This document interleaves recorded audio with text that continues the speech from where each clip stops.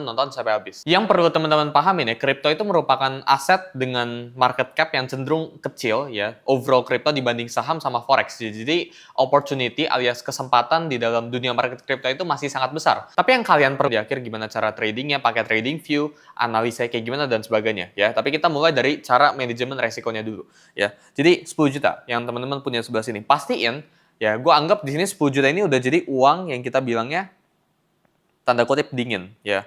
Meski sebenarnya gue udah sering banget sebut di beberapa podcast dan sebagainya, nggak ada guys, uang dingin itu nggak pernah ada ya. Karena yang namanya kehilangan uang itu nggak sakit. Kan orang bilangnya, oh kalau mulai trading atau kalau mulai investasi itu belajar pakai uang dingin. Biar kalau ini uangnya habis ya, teman-teman itu jangan sampai hidupnya susah. Gue setuju sebagian dari itu. Tapi apakah uang dingin itu fully ada? Enggak. Misal teman-teman punya modal 1 juta ya, kita anggap di screen gue sebelah sini ya. Teman-teman punya modal 1 juta dan orang bilang, oh pakai uang dingin, pakai uang yang lu siap hilang dan sebagainya. Terus lu pakainya malah 10.000 ya. Ini kan berarti 1% ya dari 1 juta ini sebelah sini.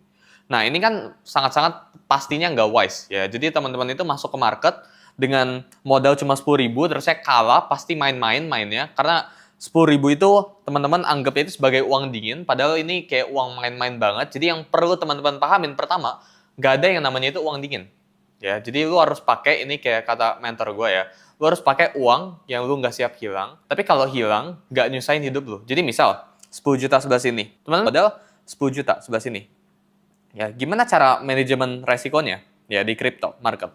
Pastinya 10 juta ini bakalan jadi USDT dong. Jadi USDT-nya ya, itu kita buatin aja. Kita pakai rate 10.000 per dolar ya, biar gampang ya. Jadi kita pakainya $1.000 aja ya. Pastinya ini nanti pakai persentase. Jadi biar gue gampang, nanti teman-teman bisa pakai kalkulator. Mungkin kalau pakai rate sekarang, ini mungkin 600-an ya, 600 sampai $650 ya USDT.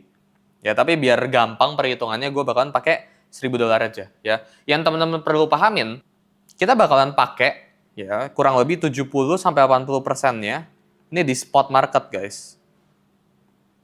Ya, sisanya kita bilangnya 20 sampai 30%-nya ini bakalan kita taruh di yang namanya itu derivative market atau di futures market. Jadi gue bakalan tulis di sini.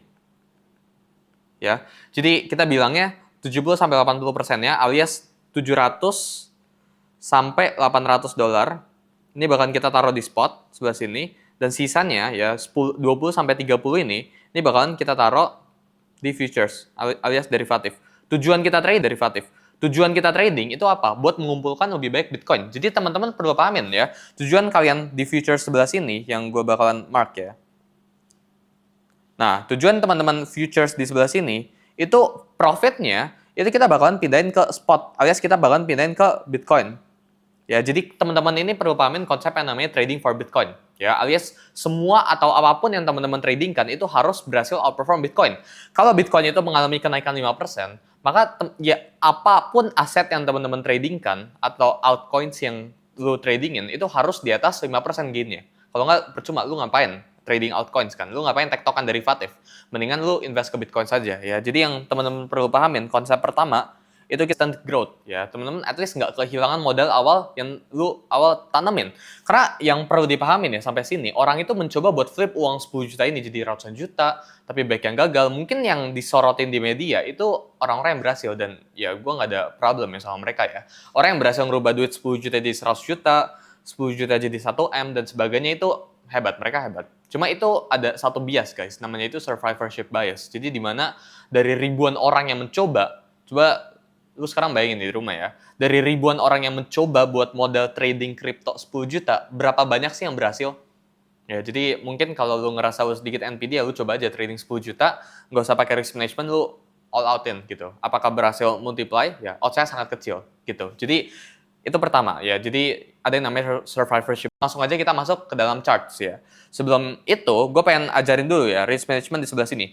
Jadi di saat gue bilang 1-2% risk management, ini again tergantung modal dari teman-teman. Tapi kalau teman-teman pakai modal, ya kita bilangnya di sini $1.000, pastinya kita nggak bakalan pakai 1-2%, karena itu sangat amat kecil. Ya, kita bakalan pakai 5-10 dari futures portfolio, bukan dari modal awal. Ini yang teman-teman keliru ya. Jadi bukan 5-10 alias bukan $50-100. Ini bukan ya. Tapi yang teman-teman resikoan itu dari yang sini. Ya, jadi 5 sampai 10 di sini itu hitungannya kurang lebih 15 ya sampai $30 per trade. Ya, ini stop loss ya guys. Alias ini 1R kita bilangnya. Ya, jadi teman-teman itu bakalan kehilangan kurang lebih segini. Ya, jadi future saya itu 5 sampai 10%. Again, ini buat modal $1.000 alias buat modal 10 juta. Terusnya spotnya kita bakalan pakein 60%-nya Bitcoin. Ya, 40% ini tektokan altcoins. Ya, jadi yang teman-teman perlu pahamin ini allocation portfolio buat, dan sini gue pengen ajarin tentang gimana caranya comparing altcoins. Mungkin kalau teman-teman di luar sana udah sering lihat ticker yang namanya ETH-BTC. Chart dari ETH-BTC ini maksudnya kayak gimana? Ini berarti Ethereum lawan Bitcoin. Ya, kalau chart ini menunjukkan kenaikan, ini gue coba ubah ke dark aja guys ya. Nah ya, jadi kalau chart ini menunjukkan kenaikan, ini kan kenaikan kan, dari sini dia naik ya ke atas sini. Ya, jadi dari 4 Juli naik ke atas sini, artinya apa? Artinya Ethereum berhasil outperform Bitcoin, artinya memiliki kenaikan yang lebih di atas Bitcoin pada periode ini. Tapi kalau chartnya turun, contohnya kita ke monthly chartnya. Nah, kayak gini ya. Jadi kalau chartnya jelas banget turun kayak gini, gue bakal pakai ruler di sebelah sini. Ini artinya apa? Artinya Ethereum underperform Bitcoin. Artinya apa? Ethereum ketika mengalami kenaikan itu naiknya itu nggak setinggi Bitcoin. Ya, sesimpelnya kayak gitu ya. Jadi kalau Bitcoin naiknya 10%, Ethereum cuma naiknya 5%. Sesimpel itu ya. Teman-teman ini harus cari altcoins yang berhasil outperform Bitcoin. Jadi kalau Bitcoin ini naiknya 10%, altcoins itu naiknya 20%. Contohnya kayak gitu. Atau kalau Bitcoin turunnya 10%, altcoins ini turunnya misalnya 5%. Itu udah hitungannya outperform. Jadi teman-teman harus cari altcoins yang kayak Bitcoin, sesimpel itu. Nah, gimana caranya kita bisa identifikasi? Kita bakalan pakai satu indikator khusus, namanya itu moving average. Jadi teman-teman bisa ke atas sini, terus saya cari moving average. Ini kita pakai moving average exponential. Nah, ini lu ganti aja angkanya. Kita bakalan pakai 20 ya. Again, ini teman-teman bisa pakai banyak banget data, baik banget indicator, tapi biar simple aja, gue bakalan pakai moving average. Nah, rumusnya itu kayak gimana? Jadi selama candlestick-nya itu di bawah garis warna merah, maka ini negatif guys.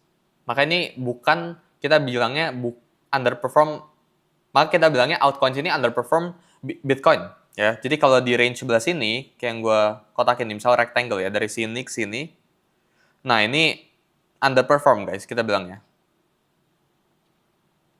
Nah, tapi kalau udah mulai breakout di atas sebelah sini, teman-teman udah bisa yang namanya itu mulai beli. Yang hijau, ya. Karena candle-nya itu bergerak di atas moving average-nya. Jadi sesimpel itu, teman-teman bisa compare altcoins teman-teman dengan Bitcoin, sesimpel itu ya. Jadi misal lu ada altcoins ini, misal SUI ya. Again, cara compare itu gampang, SUI USDT. Kita pilih ya, terus saya pakai slash BTC USDT. Ya, pilih yang Binance atau yang manapun terserah lu, ya enter.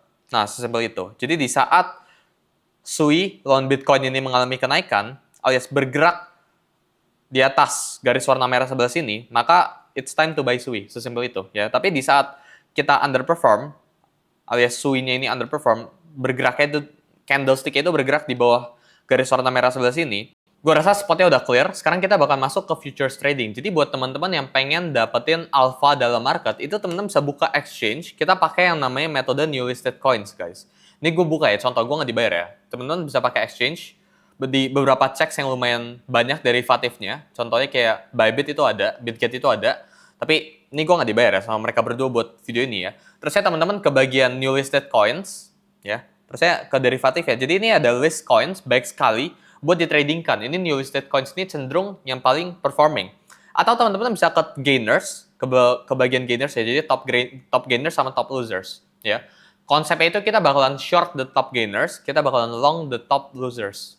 Ya gue bilang ya, kita bakalan short top gainers dari altcoins, kita bakalan long top losers dari altcoins ya. Jadi top gainers itu pada hari itu, derivatif itu misal nih, ya hari ini nih, ini cross USDT, ini ada naik 50%. Apakah kita akan short? Ya bias kita lebih ke short. Cuma again, kita harus cari bias-bias yang menunjukkan ini bakal turun ya. Jadi pertama dari situ. Terus misal ya ini naik 29%. Dalam 24 jam belakang ya, gue bakal short. Kayak gitu ya, kurang lebih. Tapi apakah ini menjamin teman-teman buat untung? Enggak. Cuma ini salah satu cara buat teman-teman ngelakuin yang namanya itu screening altcoins. Apakah chart ini menurut kita bagus atau enggak? Buat teman-teman yang pengen tahu lebih detail, ini ada di modul belajar trading crypto dalam 30 menit ya. Ini purely gratis, atau enggak lu bisa langsung visit ke Discord. Kita juga ada ngajarin, ini ada modul 30 menit. Jadi total free modul kita itu hampir 1 jam guys. Bahkan 1 jaman kurang lebih ya, plus modul ini ya. Jadi teman-teman bisa lihat support resistance itu cukup. Kita lihat sebelah sini, ini bisa jadi patokan ya. Seandainya gua rasa possible buat cross ini turun apabila cross ini mengalami breakdown guys. Kalau dia berhasil tembus di bawah garis kuning, maka ada potensi penurunan guys ke range bawah sini, support bawah sini ya. Yang namanya breakout trading ya. Jadi kalau dia ngelakuin yang namanya itu breakout di long position sebelah sini, jadi kita pakai horizontal line. Ya ini kan previous resistance-nya sebelah sini. Gue bakalan taruh buy stop order di atas sini ya. Jadi kurang lebih buy stop long position bakalan ada di sekitar sini, dan stop loss-nya itu bakalan gue taruh di bawah sinian, kira-kira bawah ya. 7%-an ya. Take profit-nya di mana kita bakalan ukur pakai Fibonacci dari atas sini ke bawah sini. Jadi 1618. Nah, kurang lebih kayak gini. Ya 1/2, 1/1-an ini masih. Kita pakai yang angka lebih besar dikit aja. Atau 2 aja ya kita pakainya ya. 2. Jadi sekitar sini ya. Ini kita bilangnya 1/2 guys trade-nya. By the way ini ada real trade-nya ya di Discord kita ya, di internal ya. Lu bisa cek di #testimony_member, ini beneran ada trade ya. Jadi gue nggak cuma potong chart terus gue liatin hasilnya. Tapi ini beneran ada hasilnya gitu ya. Nah, alasan kenapa kita main limit order di atas ini, alias kita stop order, sorry ya. Di atas ini itu stop order. Karena kita asumsikan Pengu ini, pertama ya reasonnya gue bakal breakout, Pengu ini udah outperform Bitcoin. Kita compare kan, Pengu/BTC udah outperform Bitcoin, itu pertama. Kedua, candle ini very strong, ya dia closing itu di atas, nggak nimbulin wick alias ekor sama sekali, itu kedua. Ketiga, ya teman bisa cek oscillator itu crossing up, ini gue bakalan ubah ke warna putih ya, biar lebih clear.